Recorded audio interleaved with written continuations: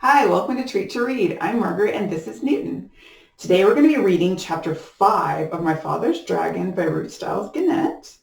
So open up your books to chapter 5, My Father Meets Some Tigers.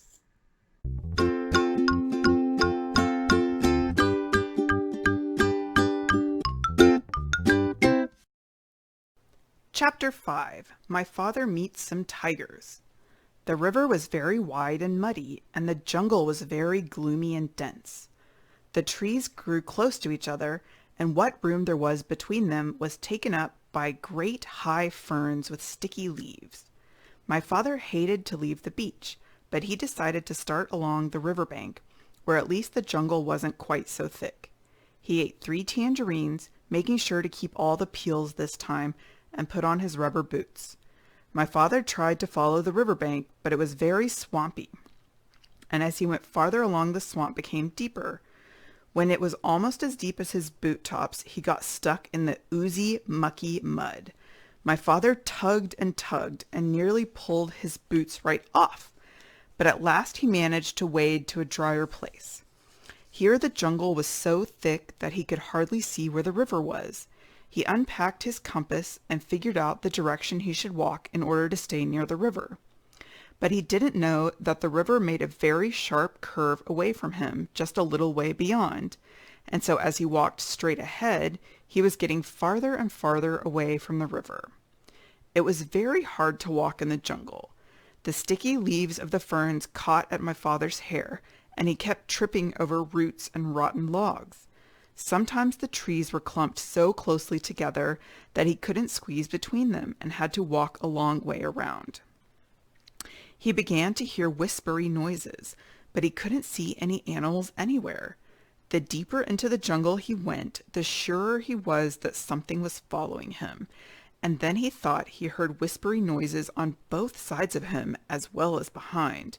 He tried to run, but he tripped over more roots, and the noises only came nearer.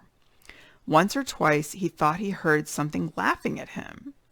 At last he came out into a clearing and ran right into the middle of it so that he could see anything that might try to attack him.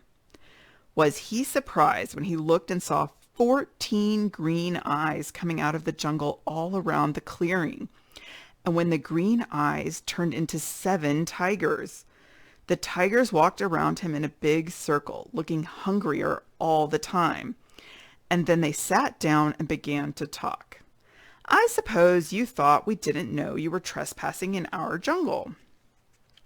Then the next tiger spoke.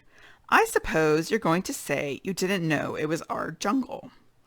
"Did you know that not one explorer has ever left this island alive?" said the third tiger. My father thought of the cat and knew that this wasn't true, but of course he had too much sense to say so. One doesn't contradict a hungry tiger. The tigers went on talking in turn. "You're our first little boy, you know. I'm curious to know if you're especially tender. Maybe you think that we have regular meal times, but we don't.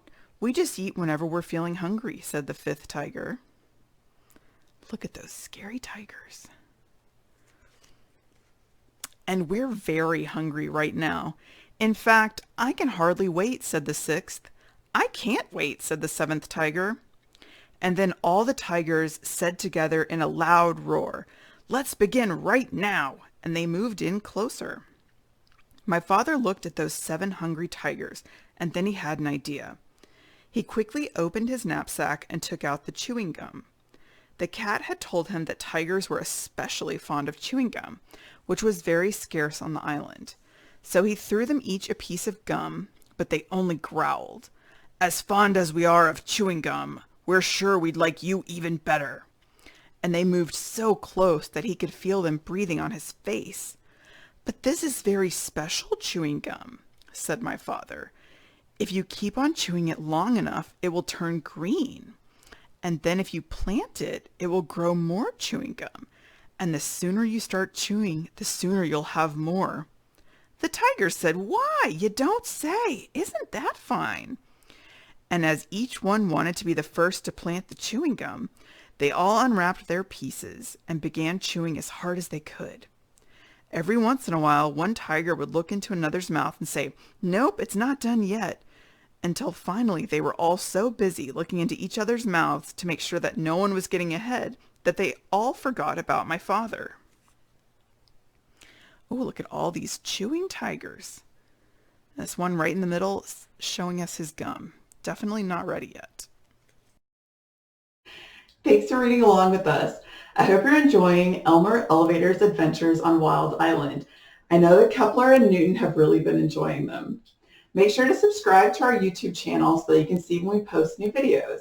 You can also find additional stories on treattoread.com.